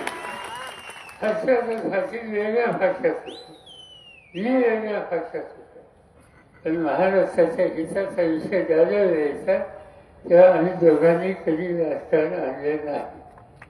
त्याचा उल्लेख त्यांनी केला की या देशाची ऊस संशोधनाची सगळ्यात मोठी संस्था वसंतदादा शुगर इन्स्टिट्यूट, त्याचा अध्यक्ष मी आहे. त्या कमिटीमध्ये हर्षवर्धन आहे. अनेक वेळेला ऊस उत्पादकांच्या प्रश्नाची चर्चा आम्ही करतो.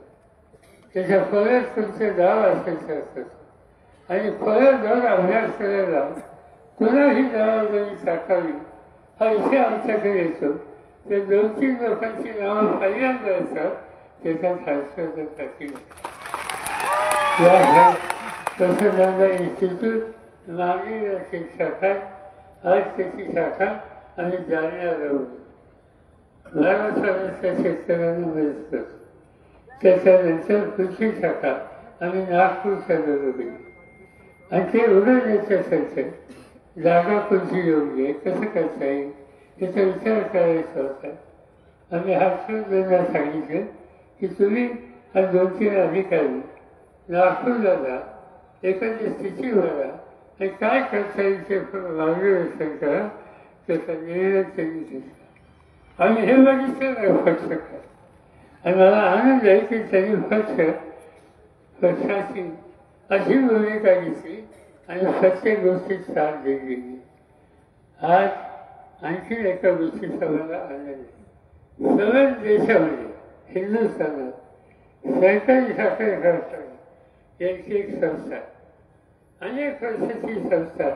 मी त्याचा पदाधिकारी नव्हतो, तर माझ्या सगळ्यांनी शिक्षण चालू म्हणजे ते अध्यक्षपदाची जागा रिक्त राहील.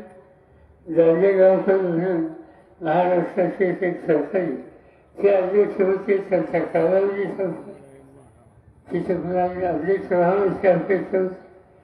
देशाचे 250 कारखाने, त्या 250 कारखान्यांचं नेतृत्व कुणी करावं याची चर्चा झाली. त्याच्यामध्ये कर्नाटक असेल, गुजरात असेल, महाराष्ट्र असेल, या सगळ्यांनी एक नाव सुचवलं, हर्षवर्धन. देश स्वातंत्र्य कामात जातो आणि देशाच्या कानाकोपऱ्याच्या या क्षेत्राच्या बाकीच्या लोकांचा विश्वास आपल्या माणसावर होतो. याचा इतका महाराष्ट्राचा सन्मान दुसरा कुठला नाही. आणि हा सन्मान त्यांनी केला. आणि म्हणून आम्ही असंच होतो की सगळं काम करण्याची दृष्टी आणि क्रोध हे सगळे या ठिकाणी आहे. आणि भारतीयावर कशाला राहायचा निकाल जरा बदलला पाहिजे. मला त्यांनी सांगितलं की शरद पवार कुस्ती करते, कुणाची कुस्ती करते आणि ही कुस्ती शिकवायची. ते म्हणतात ते खरं आहे, पण कुस्ती कुणाची करायची नसते. कुस्ती अशा वेळेची करायची काय म्हणते लोक नावच होती. आणि त्यावर कुठेही कुस्ती करायची नाही. कुस्ती योग्य ठिकाणी करायची. सैवान साक्षी करतात. आज या तालुक्यामध्ये लोकसभेच्या विधानसभेच्या निवडणुकांना कुस्ती करण्याची वेळ आली असं समज आहे. हे खरं नाही. कुस्ती करणं तुमची आवश्यकता नाही. मी काल सांगितलं संसदला मी कशाच्या वेळी शिकत होतो. संसदला वर्षात एकदा कुस्ती असते आणि ती कुस्ती ह्या ठिकाणी खेळायला लावले. मी पण होतो, शाळेत होतो. कुस्ती कुस्ती मारली, पैसे द्यायचे नाहीत, लेवल्या खाल्ली. हे वैशिष्ट्य त्या ठिकाणी. म्हणून असं एक कुस्ती आहे. त्याला एवढा मोठा फायदाची गरज नाही. या फायद्याचा उपयोग महाराष्ट्र आणि देश या ठिकाणी शेती, उद्योग, शिक्षण या सगळ्या क्षेत्रामध्ये जे परिवर्तन करायचे त्या परिवर्तनाच्यासाठी या सरकारांची आम्हाला गरज आहे. मोठ्या वचनांची विजय करा. मतदानाच्या दिवशी असं सांगितलं हर्षवर्धननी. कुठं वचन लावायचं हे जो तुतारी पक्षाला माणूस आहे त्याच्यासोबतचं वचन लावा. मोठ्या वचनाने त्यांना विजय करा. मी तुम्हाला खात्री देतो त्यांनी इथं काम केलंय ते देश पातळीवर काम करतात. उद्या महाराष्ट्राची सत्ता आम्हाला लोकांच्या हातामध्ये आली तर त्यांना त्यांचा मुक्काम इंदापूरला राहणार नाही, मुंबईला नाही. ते या ठिकाणी सांगू शकतो. आणि आपल्या सगळ्यांनी